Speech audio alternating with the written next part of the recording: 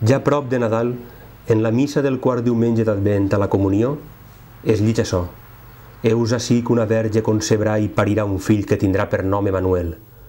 Molts anys hauré escoltat o llegit aquestes paraules. No sabria dir, però, per què no mai m'han impressionat com ara. Al marge del text veig en el meu missal, en tipografia menuda, la procedència bíblica.